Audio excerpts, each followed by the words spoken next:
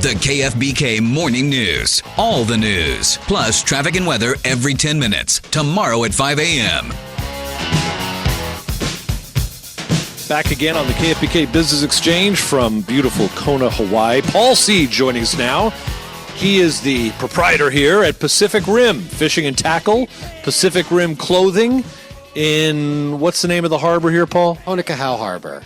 Honokaha Harbor. And how is business these days, especially in terms of the fishing and the charter fishing? Business is actually doing pretty well these days. I was surprised. It's summertime now, so we have lots of charters coming in. We have lots of tourists coming in. We have the big tournaments coming up, so sales are definitely up from last year, and summer is always the best time. So. And when you say and people are coming in, I mean, is it from the mainland? Are you getting a different feel with people coming from China or Japan, or is the mix the same, or is it evolving a little bit? I would say for the mix of clients who come here, I'd say it usually is a steady crowd of mainlanders who typically come out here year after year. We do get new people, they're here on vacation in Hawaii and want a charter day just to spice things up. But the tournaments are where we typically get the varied international crowd. We have the more Chinese teams and international teams. They come out for the big tournaments. And I think we have 10 good-sized tournaments like the Firecracker, the HIBT, the Wee Guys, a bunch of other ones, and yeah, those are where you get the international teams. Did you guys, I know you took a dip in 08 and 09, everyone did, but has it been a steady climb out since then, or has it been relatively volatile in terms of business here in the on season?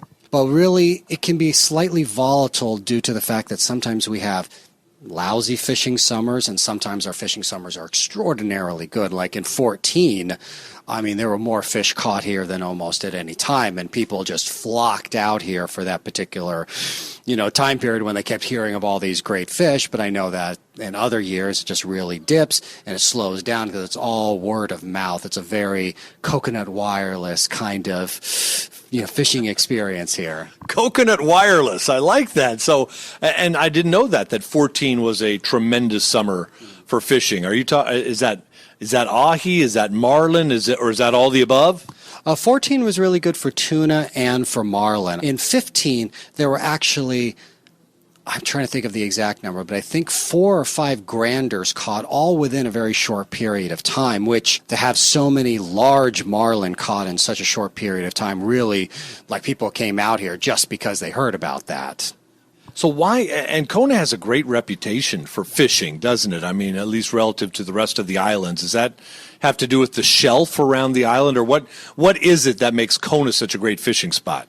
Well, what makes Kona such a great fishing spot are, I'd say, 3 particular characteristics. First is the shelf. It drops off extraordinarily deep very quickly. I've caught marlin within half a mile of leaving the harbor, so you don't have to go very far, unlike New Zealand or California, where you have to run 30, 40, 50 miles out just to get to where it's deep enough. The other is the weather. Because we have the huge mountains blocking the wind, it typically is always very calm. So you don't have to deal with large, unpleasant seas.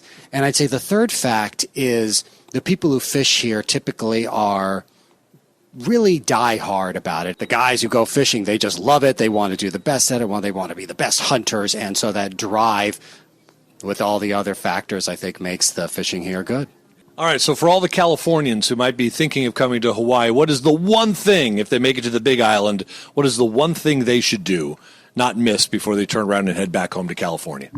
So if you're from California, the one thing you shouldn't miss, well, you should definitely go fishing, because you'll never experience fishing quite like I've fished in California, and the fishing here is much more pleasant than any other place. But I would say just sampling everything. I would say drive around, and you see a beach you like, just see the beach. If you want to try a cup of coffee at a local coffee vendor, just go there and do it. Just sample everything, and there's so much to sample, you'll never get through it all, but then you can always come back again.